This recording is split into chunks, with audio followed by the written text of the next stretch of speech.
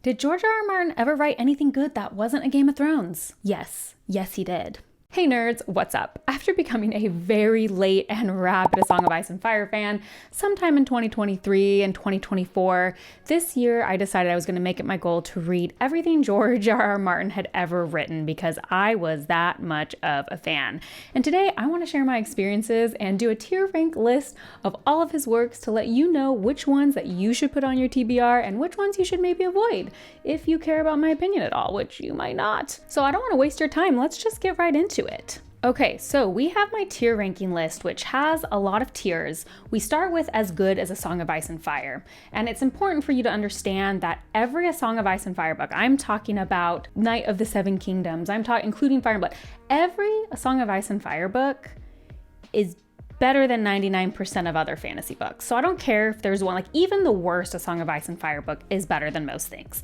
So when we say as good as A Song of Ice and Fire, we're saying like it gave me the same feelings as A Song of Ice and Fire. This is obviously going to be a very difficult tier to reach. After that, we have excellent with 2 exclamation points so that you know it's like so good. Again, the top tier, almost impossible. Excellent, 2 exclamation points, you know it's worth the read. Then we have good, fine, nothing burger for scholars. We'll explain that when we get there. Meh, no, I don't want it. And this book thinks Joffrey did nothing wrong. I think those are all pretty self-explanatory. So I'm gonna do this in the order that I read these. So first off, we're gonna start with The Ice Dragon, which is actually a novella that I picked up on a whim because I was actually still reading A Song of Ice and Fire, and I was picking up all of those books at my local used bookstore just because they're pretty easy to find there. And a cool illustrated version of The Ice Dragon was there, and I was like, why not? It seems short, let's read it. Excellent. This is a short story. It is so good. I love the illustrated version. If you can find that, it is very cool. I read this on an airplane and was like crying on an airplane. Very character-driven little novella? Is it a short story or novella? It must be a novella. Very character-driven novella like you expect from George R. R. Martin. Very emotionally impactful. And overall, I just think one of those things where it has a lot of themes that you could really sit and think about and discuss, and I really loved it. This was probably the point where I actually decided I wanted to do this project because it's like, I'm loving A Song of Ice and Fire, and then I read this random other thing I picked up at the thrift store or our half-price books, and I love it too. I should say that this version differs from the one that's found in his short story collection Dream Songs, apparently, by like a sentence or two. A graphic sentence or two was taken out of this illustrated one, and I want to warn everybody about that. I didn't reread the graphic version. This Ice Dragon is safe for kids. So that's the one I have, like it is safe, but you have to make sure it's like this illustrated one because some versions aren't, especially in the thing. Okay, we've taken too long, but I thought that was important to say. So all the next stuff I read in the last calendar year, and I mostly followed my friend Read by Kyle's calendar because ironically, we both decided to do this separately in the same year, and he made up a calendar so a lot of people could follow along. So I mostly just followed his because it was easy. If you don't know, he's the person who actually finally convinced me to stop avoiding A Song of Ice and Fire after decades. So he gets all the credit for that.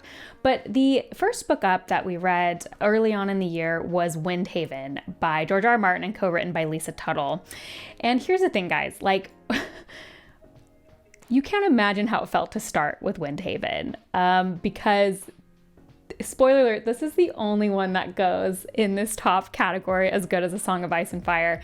When I tell you I started the year with this book, it's almost bad to start off this tier list with that one because it blew my mind so much. Windhaven is a series of novellas that George R. R. Martin and Lisa Tuttle wrote and then combined together. One of them, I believe, did win the Hugo Award. Windhaven is about a society of islands where travel between the islands is pretty difficult, but they have this limited number of flying machines, and you find out why they're limited in the book.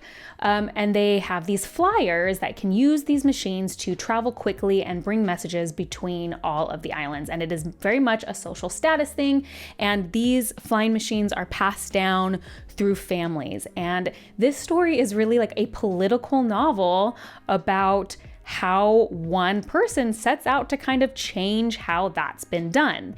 And as I explain that book sounds really boring, but I couldn't put this book down. I stayed up late, like I was reading into the night because I could not stop.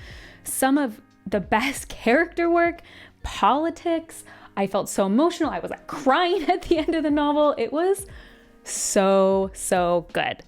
I started with this and I was like, everything George has ever written is going to be this good. Like, is this, my mind is being blown. Also, spoiler alert, no, they're not all this good. Here's the thing. We need to talk a little bit about Windhaven though. It doesn't have very good Goodreads reviews. And I'm convinced that partly this is because people read this after reading A Song of Ice and Fire and expected A Song of Ice and Fire. It's very important that you understand it is not A Song of Ice and Fire. It's not. How could it be? It's like 300 pages. It's a standalone.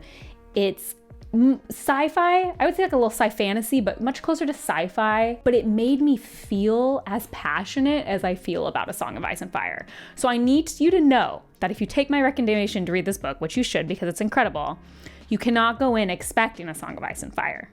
It's a different book. It's completely different. It's just so excellent.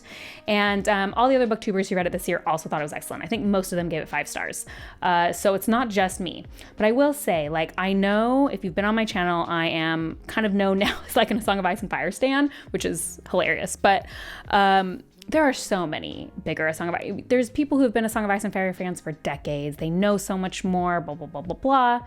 I feel like I can be like, I am the number one Windhaven stan. Like, is there anyone out there who feels as passionate about Windhaven as me? I don't know. This is like top 10 fantasy standalones of all time, top 5 fantasy standalones of all time. Like, I feel evangelical about Windhaven. Okay, are you guys done with that? Let's move on. So the next thing I read was Night Flyers, and Night Flyers was fine. It's fine. Really, Night Flyers to me felt like reading a TV show, which is just generally not how I like to read, something that's very fast-paced and plot-based, I should say. Obviously, a lot of stuff is fast-paced, but it was really just a lot of plot-based. I think there were some interesting ideas. I enjoyed myself. It was a fast read, but I was just like, it's fine. I don't feel strongly about it. If you like really fast-paced, like plot-heavy sci-fi, you might really enjoy Night Flyers. See, we're not going to spend as long on everyone. The next thing I read was Dying of the Light. Where am I going to put Dying of the Light? I think I'm going to put well, it's like between fine and meh. I'll put Dying of the Light and meh. A long time ago, one of my followers coined the term brilliant but unreadable, and I have used it ever since. I wish I knew who had coined that because it's the perfect phrase. This book is brilliant but unreadable. The themes in it, fascinating. The character archetypes, amazing. Like, I feel I could discuss so much about this book and some of the thematic elements that George brings up about just like society and relationships, like just some really interesting stuff. But man, if it wasn't just so freaking boring, I just could not. This book took me forever to read, and I kept being like, if I were to talk about this book, it would sound so interesting because I feel like there's so much meat there, but it's like he hasn't balanced it out with interesting enough to read. Like, I can't even pinpoint what about it I didn't like because it, on the surface, I liked it, but it was a total snooze fest. I just feel like the way it was plotted, the way the characters talked, it just felt really stilted. It was taking me so long to read. I tried like an audiobook, which I'm not really an audiobook reader at all. So like, I just thought maybe if I listen to this, I can get through it. I feel like it helped a little bit because there was some voice acting, so it gave a little voice to the people. But yeah, it was only okay. Like, I wasn't going out of my way. But I think people would generally be interested in the ideas in Dying of the Light, but I just didn't think it was a super enjoyable reading experience. Next up, I read Tough Voyaging. So Tough Voyaging, oops, I probably shouldn't scroll like that. Tough Voyaging is also a collection of novellas that he wrote and published at different times. I think it's important that I say that I read it in the like novel form instead of in dream songs because I think the experience would be different. So Tough Voyaging is super, super weird because the first novella, I was like, 3 stars when I'm reading this. I'm like, it's fine, like whatever. But then every subsequent novella, how it built on all the themes previously, and there's like 3 connected novellas in it where Tough keeps visiting the same planet. And by the end, I was like, wow, Martin really like brought so many interesting ideas about like playing God and responsibility and interesting character arc from a character that you're really on their side to at the end being like, Did they have like hubris? Like just such an arc that what started out as a very mid book to me, by the end I was like, this is really good. I think I ended up giving it 4.5 stars. I really liked it. I'm putting it up in excellent. It was just kind of a grower. Like I feel like something like Windhaven or even The Ice Dragon or other books I'm going to talk about, pretty much from page 1, I'm like, oh, here we are. This book can only disappoint me. It's rare for me to have a book like Tough Voyaging where in the beginning I'm just not really feeling it, but the way that the author is able to grow and put building blocks on what came previously totally changes my opinion on the whole thing. I am so grateful I ended up reading Tough Voyaging not in Dream Songs. I think in Dream Songs they only put like 2 or 3 of the stories, and I feel like for me I needed all of them together to give me a great portrait. But Tough Voyaging is a sci-fi novel or series of sci-fi novellas. Yeah, I would highly recommend it. I think it's great, and I know a lot of people like this one. I do want to talk a little bit about the cover because the cover makes me really angry. I will put it bigger. This is a trend with George R.R. Martin books, is that almost every George R.R. Martin book has a cover like this where they're like, let's trick people into thinking this is a Song of Ice and Fires. Oh, but it's sci-fi. So we'll put an astronaut helmet on it and like a rocket ship. I forget what else is on here. A planet. We'll put a planet on here and it's like a Song of Ice and Fire, but sci-fi. This is terrible marketing to me. In fact, when I put the Instagram post on, someone wrote, oh, I haven't gone to this A Song of Ice and Fire book yet. And I was like, it's not even related.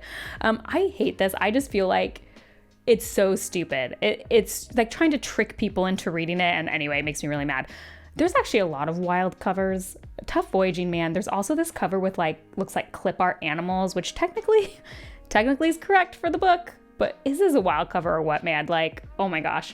But yes, I could have like put a million shield covers for every one of these books. Like, I just think it's such a bad idea. Anyway, Tough Voyaging is great though. Next up is the Armageddon Rag. Now this one's really interesting because Martin himself says this is the book that almost ruined his career. It's why he pivoted to TV. It was a success among reviewers and critics, but a total commercial failure. And I went into this book being like, don't worry, Martin, I understand you. Those other people, they didn't. You know, I'm fresh off of some really great books. Here's the thing. Armageddon Rag is bad. I don't want it. It is bad. I'm not surprised it was a failure. I did not like it. It just didn't feel like Martin because it was like everything was over-explained, something I feel like he's really good at not doing. It had very stilted, flat characters that I felt didn't have almost any depth. And on top of that, it had this weird saccharine ending, like that was kind of sickeningly sweet compared to the rest of the novel. It just did not do it for me at all.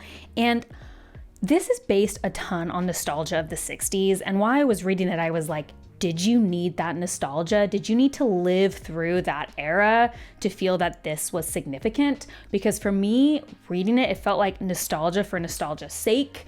It reminded me like, all I could think of was, hey, you know how there's all that nostalgia content coming out now, especially for millennials? Like, is that how that content's gonna look, you know, in 50 years or whatever? I totally just didn't get it. It didn't do anything for me. And which is unfortunate because I thought the start was pretty compelling. Like I was like, oh, this is very interesting. It's very different. And just no, it absolutely did not come together for me at all. I gave it 2 stars. However, that said, the concept of the heavy metal band called the Nazguls, I do want that band shirt. Like I would rep that band shirt even if I don't like the novel because I do love the idea of that. So the one good thing to come out of that, but I don't want it. I don't want it. So after that, we went into Fever Dream, which is his vampire novel. And this is the thing about Fever Dream though, freaking excellent. I needed that after Armageddon Rag. So good. You'll notice I put it above the other 2 because Fever Dream is my second favorite. Okay, there's one other thing coming up that might rival it, but Fever Dream, I couldn't believe, such a good vampire novel, such a weird vampire novel. I feel like it's just not at all what you normally expect from a vampire novel. It has a ton about steamboats. I think people would think it was very boring because there is a lot of time spent on steamboats, but somehow he makes it interesting. Somehow it feels like it really adds to the atmosphere.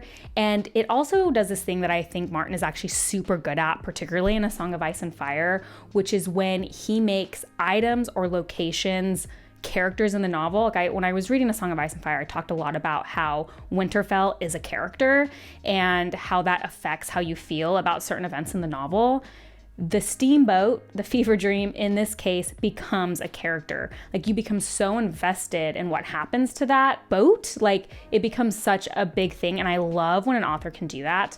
And it also has an incredible platonic relationship in it, which I'm always complaining just isn't represented well enough in fantasy. Like I feel like we focus so much on romantic relationships that we really lose sight of how amazing platonic relationships can be. And there's just such an unusual but strong and natural platonic relationship in Fever Dream. It just totally transported me. This book isn't perfect. Like I think in my review I said the climax had like a little bit of issues. Like it went on for a few too many pages, but overall it's one of those books I finished and my heart was like 5 stars.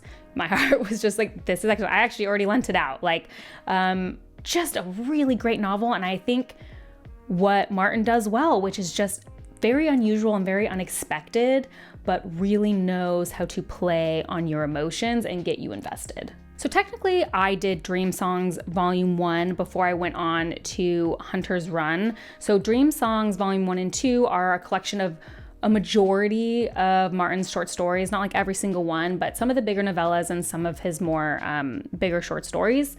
So before I go into all of those, I think I'm just gonna skip and do Hunter's Run right now. So Hunter's Run is a novel he co-wrote with 2 other authors, Daniel Abraham and Gardner Dozois. I'm gonna say that wrong and I apologize. So it was a work between all 3 of them. And Hunter's Run is, this book thinks Joffrey did nothing wrong. This book was so bad. I hated it. In fact, I hated it so much I felt guilty for how I felt about Armageddon Rag because it was that bad. I am choosing personally to believe that George R.R. Martin had very little to do with this book. I haven't read the other 2 authors, but my friends who read this as well said they don't think Daniel Abraham had anything to do with it. So we're just putting all the blame on Gardner, apparently. In the first chapter had one of the most like classic worst examples of men writing women I have ever seen. And like, I can't even read it out loud because this is a family-friendly channel.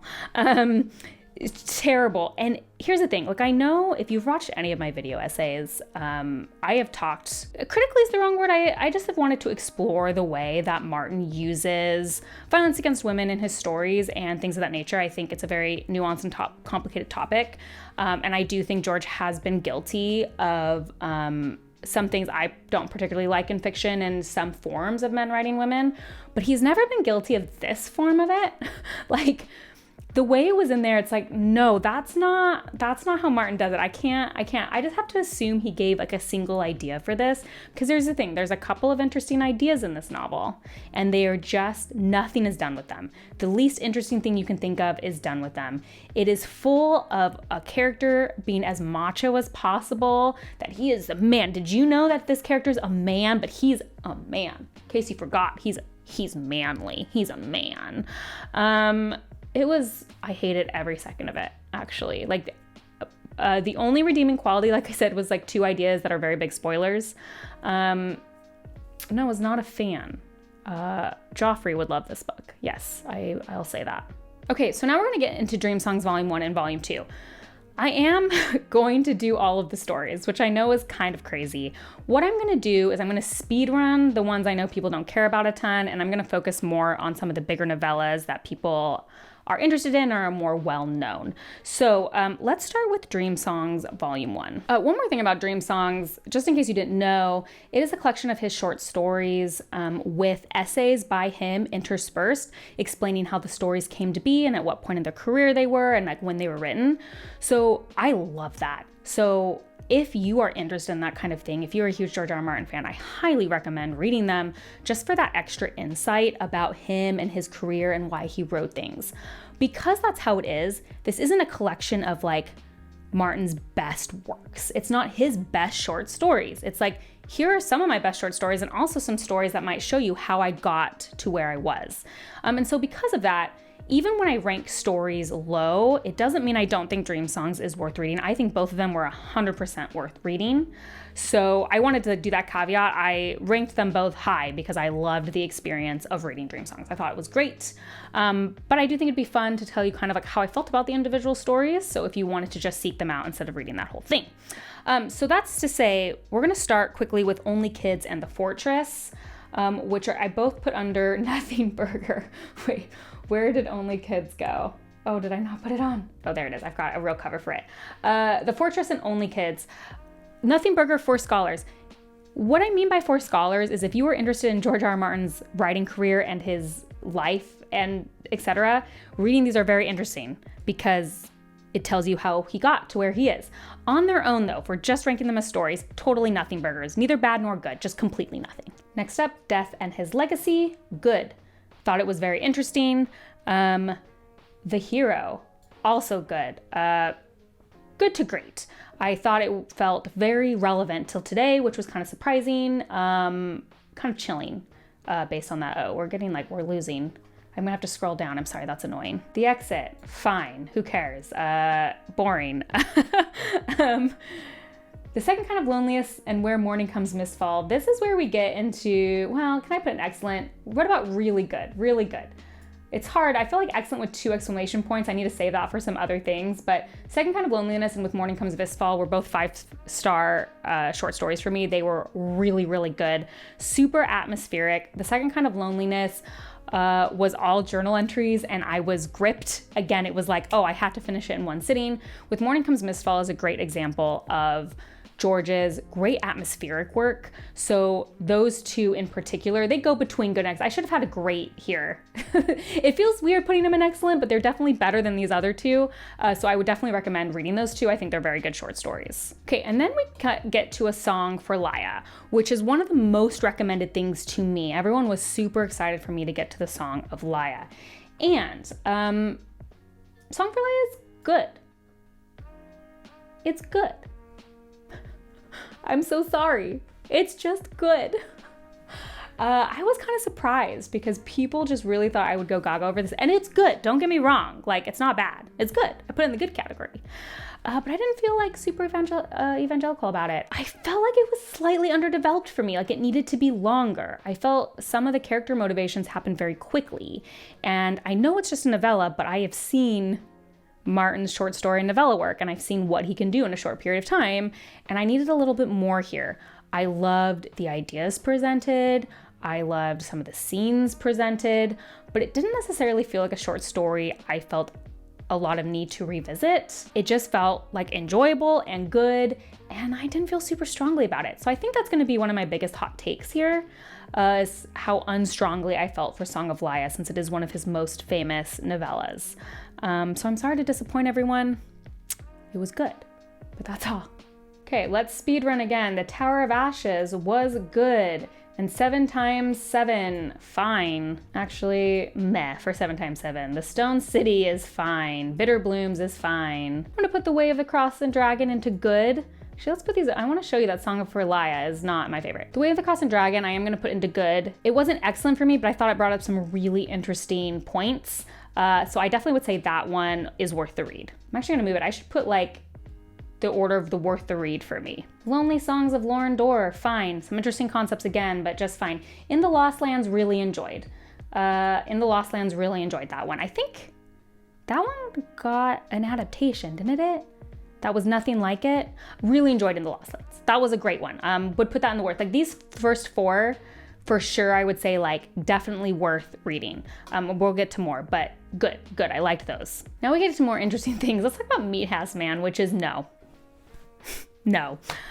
Meat House Man, like, I just want to talk a little bit more about it. It's a very disturbing book, short story. Again, conceptually, some great concepts. Execution-wise, it's just a no for me. It's just a no. Remembering Melody is just fine. Let's skip Sand Kings for a second. Both the monkey treatment and the pear-shaped man, I don't want them. The monkey treatment's got to be one of the weirdest things I've ever read. It's so weird that I almost like, I don't want it, but should I want it? Because it's so weird. But I don't want it. Pear-shaped man, don't want it. I don't want it. No, thank you.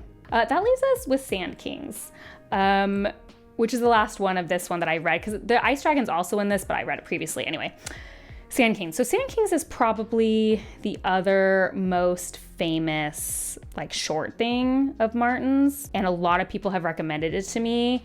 And here's the thing about Sand Kings. Literally incredible. Literally incredible. Is it equal to Fever Dream? Perhaps. It blew my mind. I finished Sand Kings. I could not put it down. It was horrifying. It was horrifying. And I felt like I had to message like 6 people about it because I needed to talk about the emotional trauma I just had endured reading Sand Kings. In fact, I like Sand Kings so much, I'm actually on the lookout for it individually. I want to own just the Sand Kings book because I want to be able to lend it out, where I feel like, I don't know, lending this out and being like, just read the one story in it is a little harder. Sand Kings is the one, because here's the thing. I've never considered myself a huge horror person because I really just don't mess with any horror on screen because I am a baby. I am very squeamish. And so that kind of carried over into my book life, where I just thought, well, if I'm so squeamish on screen, I'm probably going to be squeamish in a novel. And I have read some horror this year, mostly from Martin, a little bit from King, and some in the past. And I'm like, could I be a horror girly? Like maybe, because some of his horror was the best. Like I liked it the most. Is it only Martin's horror? Like, I don't know. It made me want to try more horror. Anyway, Sand Kings, novella, excuse me. Martin is so good at suspense. He is so good at suspense. I think it's something I was thinking about, why do I like his kind of suspense so much? And I think it's something that why I don't usually feel a ton of suspense in thrillers, because I find, this is a broad generalization, by the way, I find in the thrillers that I've read, they really want to build suspense by tricking you. They want to build suspense by you don't know what's coming next, and they have like a plot twist. Whereas I find in the horror I've been reading recently, and especially Martin's horror, he builds suspense by telling you everything you need to know, and then you are just constantly waiting for the other shoe to drop. You know everything. He's not necessarily giving you some giant twist. The suspense is built because you just are like, oh no, oh no, oh no, the whole time, because you know what's gonna happen. And that's how I felt in Sand Kings, because in the middle of the novel, he drops this thing. I don't wanna give it away, but he drops this information, and then the whole time you're waiting, and he does not deliver on it till literally the last page.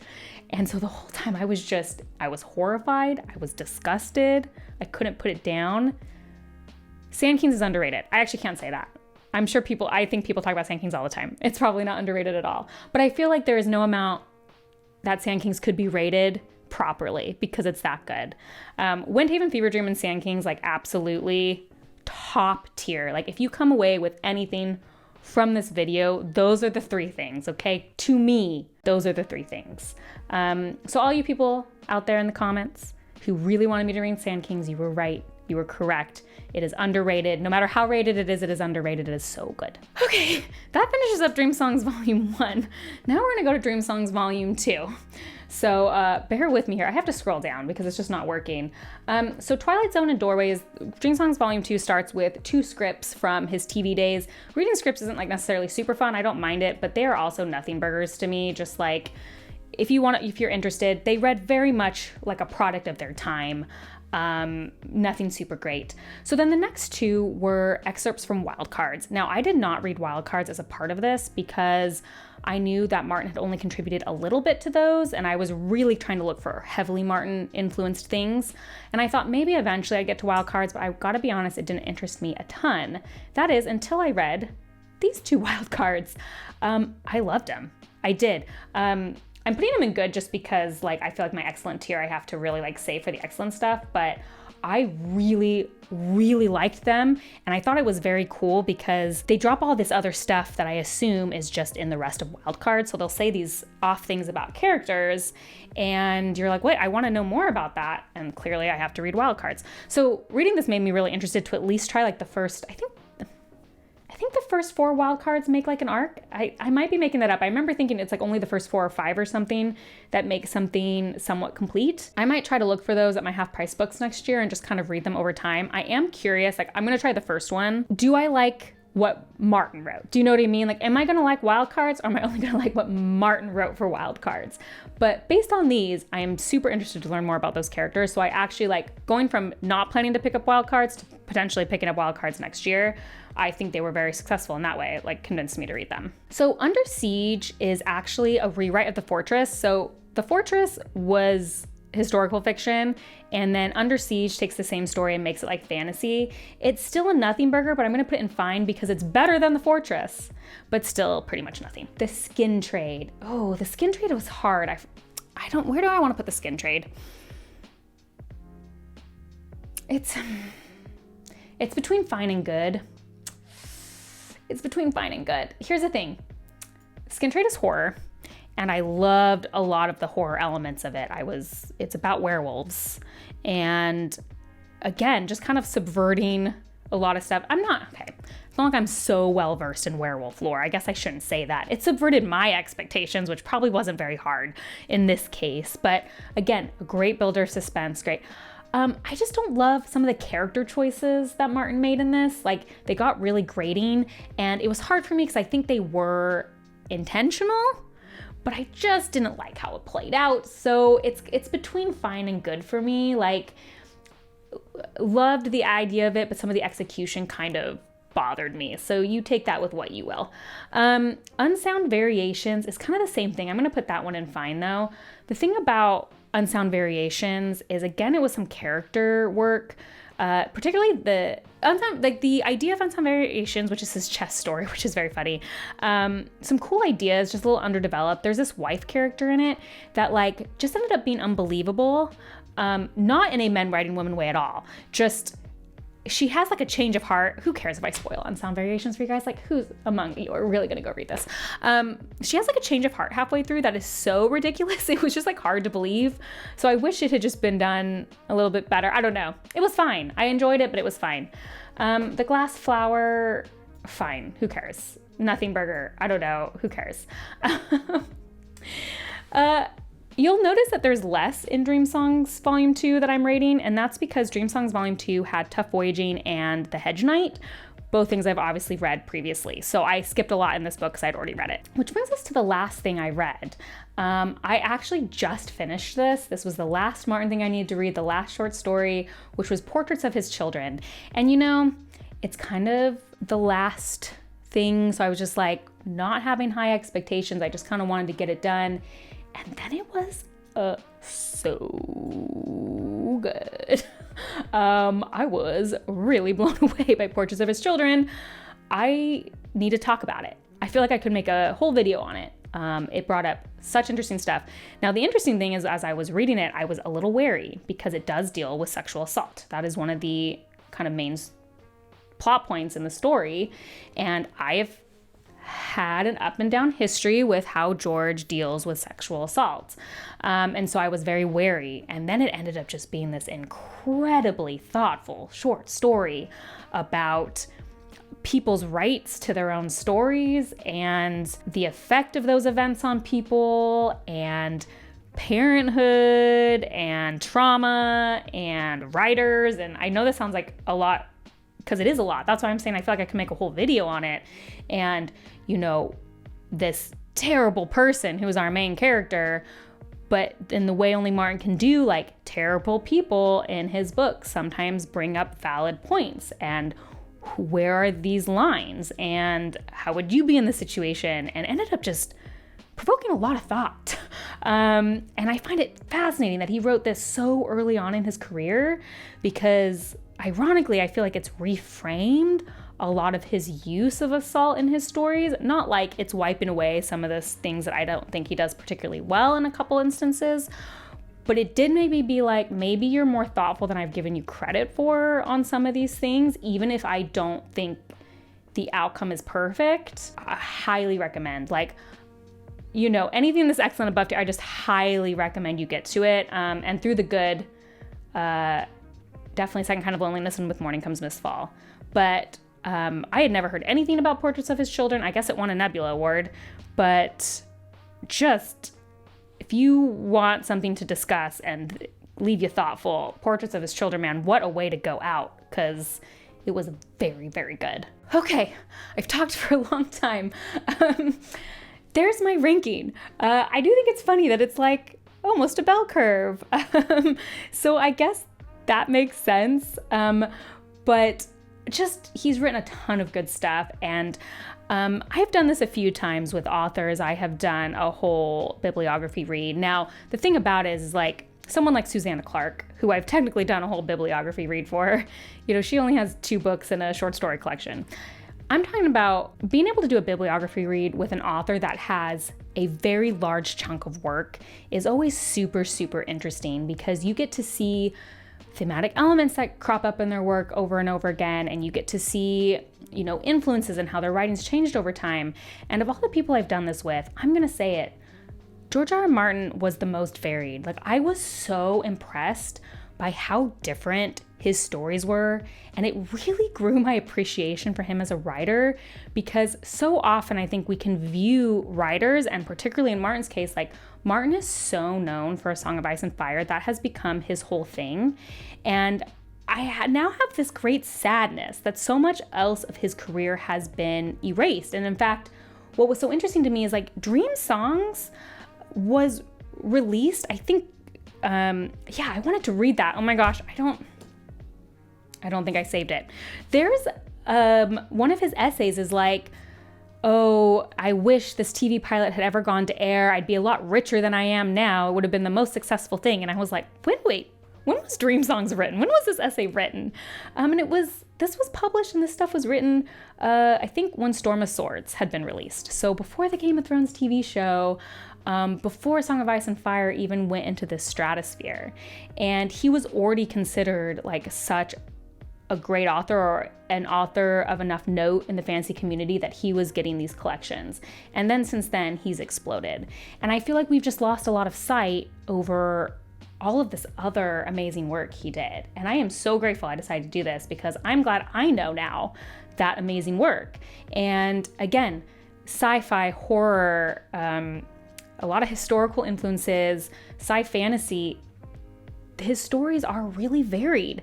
And of all the authors I've done the bibliography for, I felt like his stuff felt the least like I was reading the same thing over and over again. I felt like everything I went for, good or ill, whether or not I liked it or not, it was different. And that leads me to the last thing, which is like a profound sadness I have. I did a poll several months ago when I had this thought, which was just like, Martin is stuck. He can't release anything else but Winds of Winter now without people getting mad. And I did my poll, and if you see, like, I'll give you the other numbers without the last one. For the most part, people were like, unless it was something small, I would be mad about it. I wouldn't be happy. That sucks. And I think the most telling comment on this, which I'm not calling this comment out because this comment is objectively hilarious. It is so funny, and I know exactly what this person means. But they said, I'd be angry enough to write a comment about it on the internet, but I wouldn't actually be angry. And it has a ton of upvotes, and everyone's laughing and agreeing with him. And I get, like, this is funny. So this is not a knock on this comment. But it's like, yeah, but the internet has become reality. That's the problem. So if everyone's angry enough to write a comment about how angry they are, then Martin can't release anything else. And that sucks, because now that I've read his whole career, it's like he's written a lot of other good stuff. And if George R. R. Martin tomorrow wanted to release something completely random and had nothing to do with Song of Ice and Fire, I would be freaking seated. I would be first in line to read it, because he wrote so much good stuff. And so I think that's like the biggest loss. The biggest loss is we've painted probably one of the best fantasy writers of our generation into a corner where if he doesn't release this one thing, he's not going to release anything at all. And that sucks. Like, is he even writing anymore? Does he feel like he can't write anything else? Maybe my hope would be that he's writing, even if he's not publishing, because he feels like he can't. But yeah, they kind of like, it made me sad. I wish we could change our internet culture to get over it. And like, I know I get it. Like, I want Winds of Winter. I get it. And I know people who've been waiting decades want it. Like, I get it. But I just feel like, was it really worth it? Was it worth it to stop him writing just because we were so angry about not getting the ending to that series? I don't know. That's what I'm thinking about. I would love to know if I convince you to read any of these. If you've read a lot of these, you tell me your favorite. Tell me my most controversial take. Tell me how you disagree. Tell me how you agreed. I think in January or February, sometime early next year, I will be doing a George R. R. Martin career retrospective, more in line with some of my other author bios I've done, where I kind of go through his career and kind of what led to what. And I just wanted to have a little bit more of some retrospective on that stuff. Like, this was mostly just ranking, but I think there's a lot of interesting conversations to be had, and I'm gonna be doing that with Kyle from Read by Kyle, and I'm super excited about that since he's been a fan for decades. He has a lot of context that I obviously don't have when you don't live through it. So if you're interested in that, you can look forward to that. And as always, if you like this kind of content, please like and subscribe. That is the best way to support me. And if you wanna see what I'm currently reading, as well as other nerdy rants, you can check me out on Instagram at bookborn.reviews. I'll see you next time. Bye.